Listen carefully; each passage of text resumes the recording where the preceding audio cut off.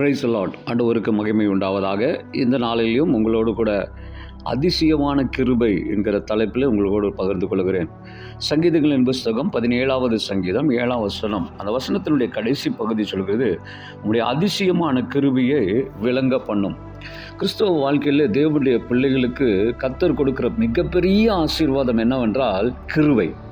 அந்த கிருபை அதிசயமான கிருபையாக இருக்கும் என்றால், அது தேவனிடத்திலிருந்து வருகிற கிருபையாக இருக்கும் என்றால், நாம் வாழ்வில் ஒரு பெரிய மேன்மையும் மகிமையும் அடைய கர்த்தர் உதவி செய்கிறவராக இருக்கிறார்.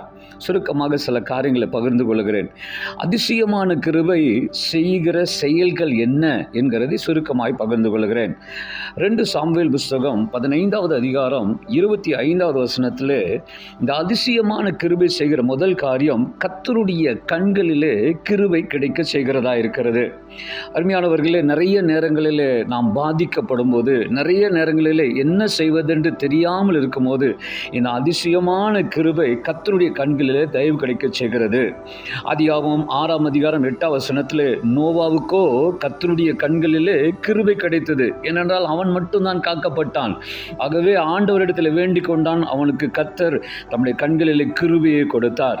ஆதியாகமம் 19ஆம் அதிகாரம் 18ஆம் வசனத்திலே, லோத்து எல்லாரும் இழந்து போகிற நேரத்தில், எல்லா சூழ்நிலையும் அவனுக்கு எதிராக இருக்கிற சூழ்நிலையில் லோத்துக்கு கர்த்தருடைய கண்களில் கிருபை கிடைத்தது. ஆம், அதிசயமான கிருபை செய்கிற முதல் வேலை கர்த்தருடைய கண்களில் கிருபை கிடைக்கும். உங்களுக்கு நிச்சயமாகவே எந்த சூழ்நிலையில் நீங்கள் இருந்தாலும் கர்த்தருடைய கண்களில் உங்களுக்கு கிருபை கிடைக்க உதவி செய்வார்.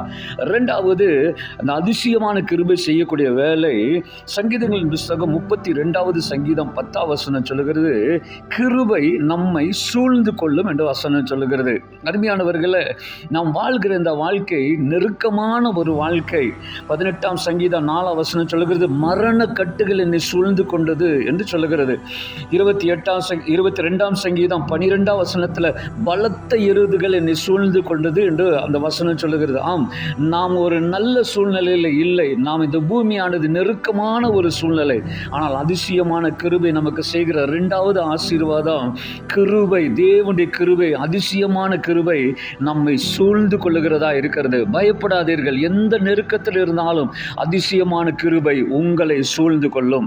3வது, 119ஆம் சங்கீதம் 88வது வசனம் சொல்லுகிறது, இந்த கிருபை நம்மை உயிர்ப்பிக்கிறது. தாவீது ஒரு அருமையான வார்த்தையை அங்கே நம்ம சொல்லுகிறதை பார்க்கிறோம். ஆண்டவரே, உம்முடைய கிருபையின்படி என்னை உயிர்ப்பியும் என்று சொல்லுகிறார். அப்படி என்று சொன்னால், தாவீது இந்த வசனத்தை எழுதும் போது பலவிதமான அங்கலாய்ப்பில் இருந்தான், பலவிதமான நெருக்கத்தில் இருந்தான், பலவிதமான இடுக்கமான சூழ்நிலையில் இருந்தான். அப்பொழுது ஆண்டவர் தம்முடைய கிருபையினாலே அவனை உயிர்ப்பிக்கிறவராக இருக்கிறார். குடும்ப சூழ்நிலையிலையோ, பலவிதமான இடுக்கமான சூழ்நிலைகளிலேயோ, தனிப்பட்ட வாழ்க்கையிலேயோ நீங்கள் அங்கலாய்த்து என்ன செய்வதென்று தெரியாமல் இருப்பீர்களா? அல்லது நீங்கள் எடுக்க போகிற முடிவுக்கு என்ன செய்வதென்று தெரியாமல் இருக்கிறீர்களா? கிருபை உங்களை சூழ்ந்து கொள்ளும். இந்த கிருபை உங்களை உயிர்ப்பிக்கும். நிச்சயமாகவே இந்த கிருபை உங்களை உயிர்ப்பிக்கும் போது நீங்கள் அதிசயமான கிருபைகளை காண கர்த்தர் உதவி செய்வார். கடைசியாக 23ஆம் சங்கீதம் 6ஆம் வசனம் சொல்லுகிறது, ஜீவனுள்ள நாளெல்லாம் நன்மையும் கிருபையும் நம்மை தொடரும் என்று சொல்லுகிறது. அதிசயமான கிருபை செய்கிற 4வது காரியம், நீங்கள் வாழ்கிற இந்த நாட்கள் முழுவதும் நன்மையினாலும் கிருபையினாலும் மூடி மறைக்கப்படுவீர்கள். கர்த்தர் தாமே இந்த வார்த்தைகளை கொண்டு உங்களை ஆசீர்வதிப்பாராக. அதிசயமான கிருபையினாலே இந்த நாளிலே கர்த்தர் உங்களை நிரப்புவாராக. God bless you.